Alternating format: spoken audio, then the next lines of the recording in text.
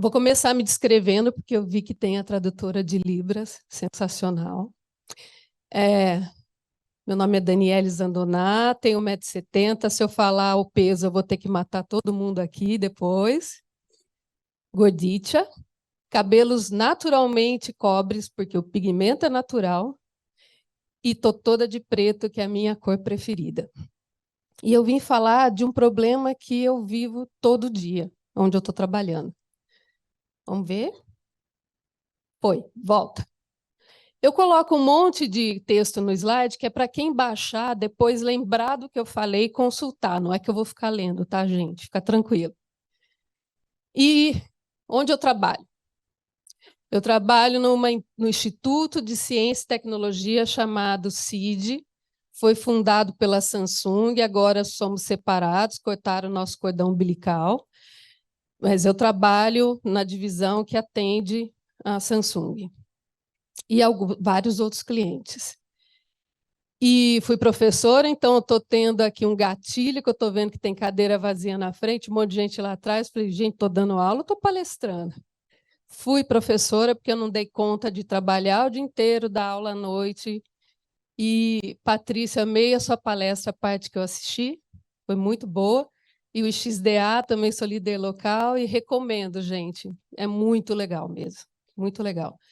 E aí, eu trabalhava, eu aprendi o X, assim como todos vocês, que é a gente investigar as necessidades do usuário para tentar entendê-lo e achar solução para ele. E aí eu dou de cara onde eu fui trabalhar, que eu tinha que fazer o processo, não é inverso, mas semelhante, só que de forma um pouquinho mais complexa, porque eu não dominava o processo. Também não domino até hoje, tá? Eu estou vindo aqui compartilhar com vocês. E o que é? É a gente trabalhar, gerar ideia, a partir da solução pronta, uma tecnologia. Então, chega alguém aqui e fala, nossa, imagina lá a década de 40, eu criei uma interface touch. Para que a gente vai usar isso? E aí, na década de 2000, né? Um cara teve a ideia de colocar no celular. Não sou tão fã assim da Apple, mas a gente tem que falar da inovação ali. Pegou uma invenção, colocou num aparelho e mudou todo o sistema de celular hoje em dia. Vamos para o próximo. Vocês vão dando dica de tempo, né? E lá, que tipo de inovação tecnológica que tipo de inovação que a gente trabalha? Tecnológica. Eu gero uma tecnologia e vou procurar. Tem também um pouco de produto, tem o desempenho de produto melhorado, que são 4 tipos de inovação, nem vou falar porque a palestra não é disso, né? Mas a gente trabalha basicamente procurando como usar um negócio interessante. E por que isso tem a ver com o X? Por que você não trabalhou na área, por que você não escreveu a palestra em área de inovação ou coisa assim? Porque eu tenho o modelo mental de UX, e a tecnologia, de certa forma, também, porque ela quer melhorar a vida das pessoas. Ela transforma a gente em seres mais funcionais e ele busca atender às necessidades da humanidade. A gente busca a tecnologia para facilitar a nossa vida. Nós somos seres que, desde a época das cavernas, a gente só quer relaxar e ficar de boa. E a tecnologia era para fazer isso para a gente. Bom, e aí eu percebi que eu estava dentro deste modelo comparativo, que é tecnologia, empurrar uma invenção para achar a solução, contra todo o modelo mental que a gente acha que é a criação do X, mas que vem do marketing, que é buscar a necessidade, buscar a demanda, ir para o usuário e falar o que você precisa, o que você quer. Gente, o outro é mais antigo, de certa forma. Esse aqui é uma invenção do marketing. Isso é uma interpretação minha, tá? Se o Kotler ouvir isso, acho que ele tem um treco. A gente tinha um excesso de demanda que não precisava você buscar a necessidade para tentar agradar. Qualquer coisa que a tecnologia cuspisse era absorvida. Hoje em dia, você tem tanta concorrência que você tem que tentar descobrir O que o usuário precisa para ir subindo aos poucos e melhorando? Bom, mas continuamos com o que eu vim.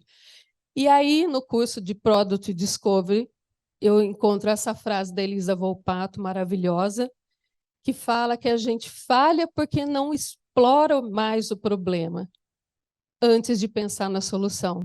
E como é que eu faço se eu estou com a solução na mão em busca do problema? Como é que eu faço? Inverteu, minha cabeça deu ponta, virou de ponta cabeça.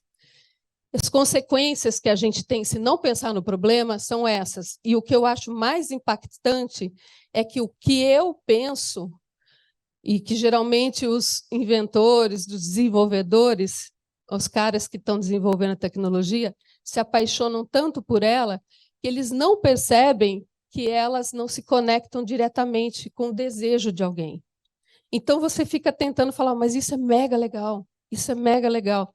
Tá, mas eu vou ter que me forçar demais para tentar usar isso daí no dia a dia. Então, você tem aquele diamante de usuários lá nas tendências, que tem os caras que adoram tecnologia nova, então eles vão atrás de experimentar e vão distribuindo conhecimento para os demais. Tudo bem, mas isso aí não vende o suficiente em um curto prazo de tempo. Tá, estamos lá. E qual que é o problema que eu enfrento lá dentro? É um grande problema de UX. A maioria da tecnologia que a gente está trabalhando está em processo de patente e é um segredo industrial. O que significa isso? Significa que a hora que eu saio, por exemplo, o meu computador passa pelo raio-x, a minha bolsa passa pelo raio-x, eu não posso falar para ninguém, eu não posso citar nenhum case do que eu estou pesquisando aqui. Basicamente, é tudo filtrado, porque, sim, existe empresa que rouba informação, estudo e segredo das outras. Então, tem que ter um processo. E eu acho bem justo.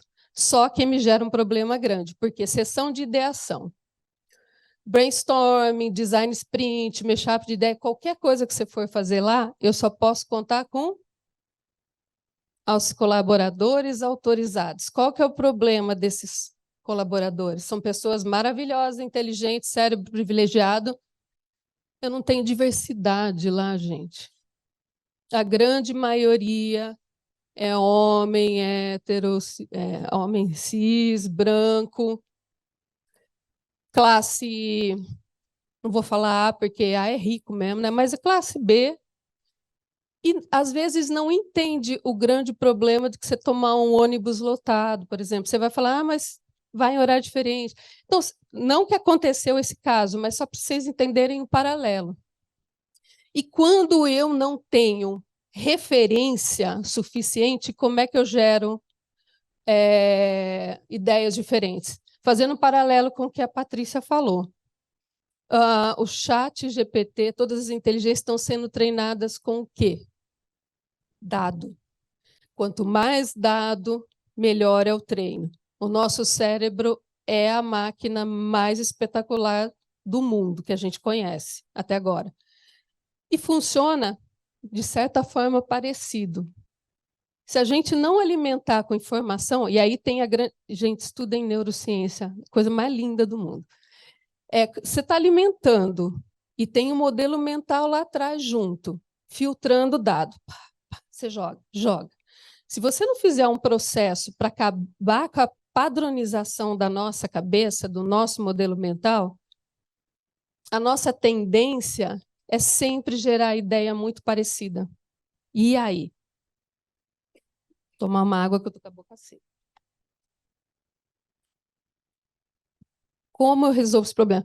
Eu quero ressaltar o fundo, que eu não quis trazer, que é uma imagem que eu gosto muito, não porque ela é bonita, mas é alguém fazendo linguiça no fundo. Alguém está jogando carne moída com tempero para gerar linguiça. Se você não colocar carne de primeira qualidade, a tua linguiça não será de primeira qualidade. Basicamente é isso o conceito referência. E vem um outro fator, que a gente está tão preso nas ferramentas de UX, como fazer uma design sprint, como fazer tal coisa, como fazer isso, como fazer aquilo, que esquece o porquê. E, para mim, a pergunta mais linda que existe é por quê? Inclusive, meus pais reclamavam muito disso quando eu era pequena. Era um porquê sem fim. Por quê? Tem propósito que a gente está construindo? Se não tem propósito, vocês vão ver um outro gráfico, coração. Tá. Se não tem propósito, pode ajudar outra coisa? Não aquilo que eu estou pensando, mas pode ser que tenha uma utilidade? Ninguém imaginava que a tela touchscreen fosse mudar o jeito que a gente conversa. Nunca ninguém pensou, né? Até que pensaram. O produto é útil? Gente, não se apaixone pela tecnologia que vocês estão fazendo. É útil mesmo? Nem que seja para descansar a cabeça. Vou dar um exemplo de tia de meia-idade, que é o clássico do joguinho de celular.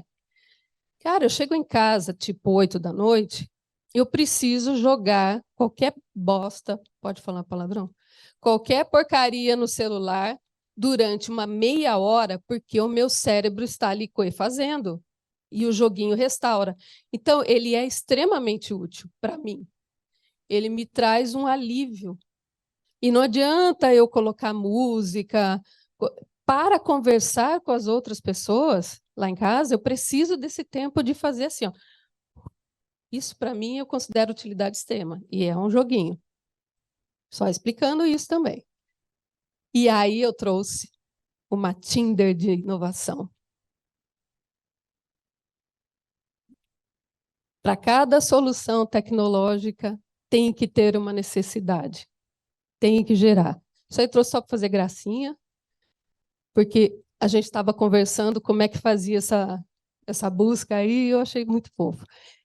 A gente tem que buscar necessidades. E eu adoro Jobs to be done, mas ele ainda é um pouco complexo de aplicar. Mas eu estou lá, estou insistindo.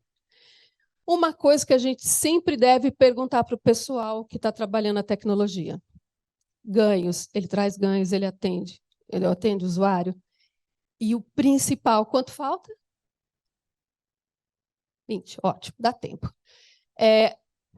O principal, cara, são as dores. Vamos resolver dor. Quando a pessoa está com dor, ela faz qualquer coisa para resolver sua situação. Então, foquem nisso. Qual a dor que eu posso atender? E quais as tarefas que eu posso melhorar? Quem aqui já preencheu? Bife, você vai empreender agora. Nota fiscal de prefeitura. Vocês estão vendo como que é uma dor? E que ninguém tenta resolver, não sei como. A gente que paga para fazer imposto de renda, porque a minha hora de relaxamento é essencial. E aí eu trouxe o cara. Você paga, já falei sobre esse. Então vamos para o próximo. E eu estava lendo um post, acho que foi da UX Design que eu tirei. Está tão pequenininho que eu não estou conseguindo ler. Do novo formato do Double Diamond. Gente, procurem esse post, é sensacional. Esse é o final que eles colocaram, mas que é uma coisa que se é discutido muito em UX desde muito tempo. Vocês percebem que o essencial de UX sempre permanece? Está sempre ali? E a gente esquece porque a gente se deslumbra com novas técnicas. Keep it simple. Não podemos esquecer nunca isso. A minha parte, e a de vocês que são de UX, é encontrar a desejabilidade. Porque esse cara, viabilidade financeira, é a parte da gerência, parte de venda comercial, gerenciamento da empresa.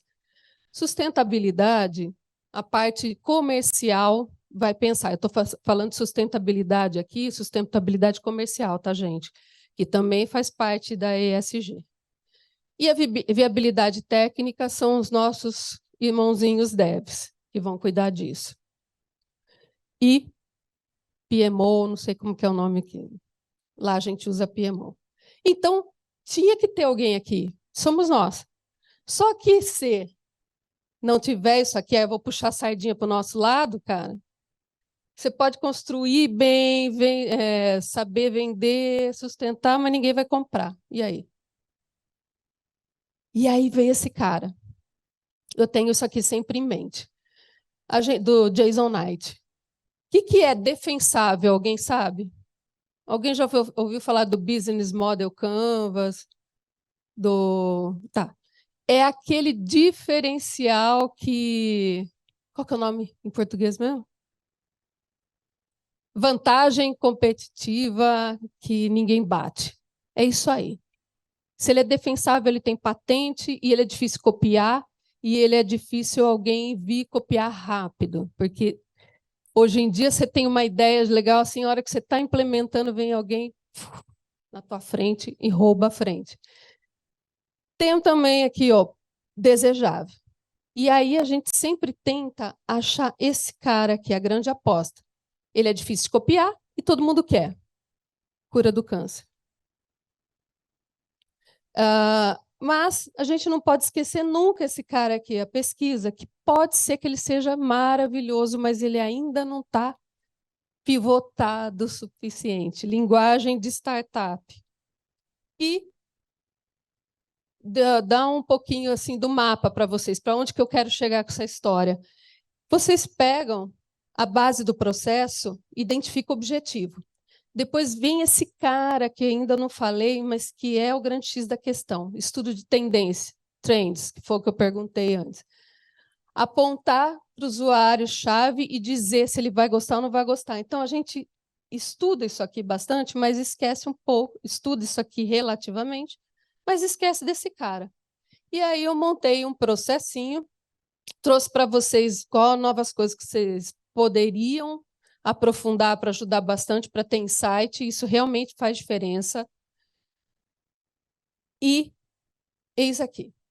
Como todo mundo gosta de gráfico, eu transformei esse negócio num gráfico de Kanban, seria quase. Mas, basicamente, ó, você está lá, objetivo de negócio, você já sabe, começa a estudar o que o mundo está acontecendo. E no próximo slide eu vou trazer para vocês, eu vou passo a passo, tá? Rapidão. Olha que legal. Qual que é a da vez? Que está todo mundo estudando, falando. E ó, vocês podem baixar, mas esse aqui tem vários relatórios grátis, gente, está em tudo quanto é lugar. E aí vocês pensam, para eu rampar meu conhecimento nisso aqui, eu tenho que começar isso, estudar isso ontem. Trabalhar lá com a Patrícia. Começo a trabalhar com inteligência artificial ontem. Eu ainda não comecei. A única vez que eu usei o chat GPT, sério, gente, eu sei que eu estou atrasada, mas estou trabalhando para caramba. A única vez que eu usei foi para fazer uma pergunta do tipo assim. Olha o momento. Por favor, qual é a influência do tempo de resposta de um sistema comparando com gatilhos mentais? Como isso impacta em venda? Ele só me definiu num parágrafo. Gatilhos mentais, no outro parágrafo. Ele só definiu, ele não me deu o insight. Então, graças a Deus, ainda a gente tem uma certa... tipo aí, um ano de respiro ainda até ele chegar.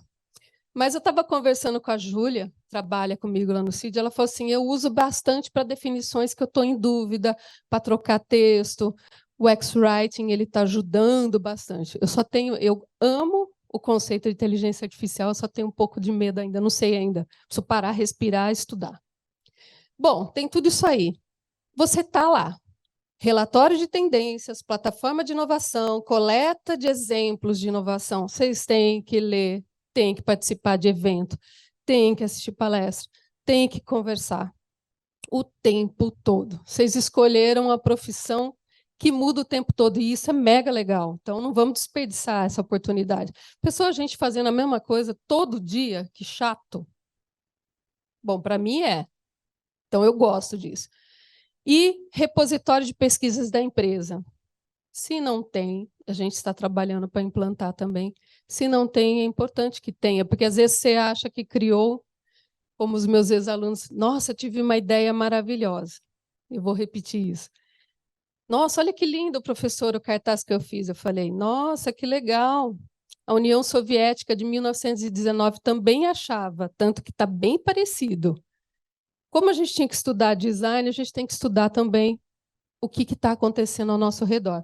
E aí, eu trouxe uma para vocês pensarem assim, onde eu busco exemplos, como que eu posso gerar ideias para derivar mercados ou tecnologias diferentes, e vai para frente. E cruzo com necessidades, está sempre buscando. Vocês podem prestar atenção aonde eu estou perguntando coisa para os outros. E está acabando, vai demorar menos tempo do que o necessário. Gerei a ideia, gente, vamos cruzar com o ser humano, as necessidades dele. E aí uma coisa que eu acho fantástico, até para argumentação, estudar como o ser humano percebe o mundo ao redor, percepções. Então, temos percepções visuais, táteis, todos os sentidos. E tem também como o cérebro processa essas percepções e transforma em informação. Eu estudei muito a parte visual, porque eu vim do design visual, tá? Estou ainda começando a pensar gesto ou outros processos, mas só para dar um exemplo bem metafórico, aproximação.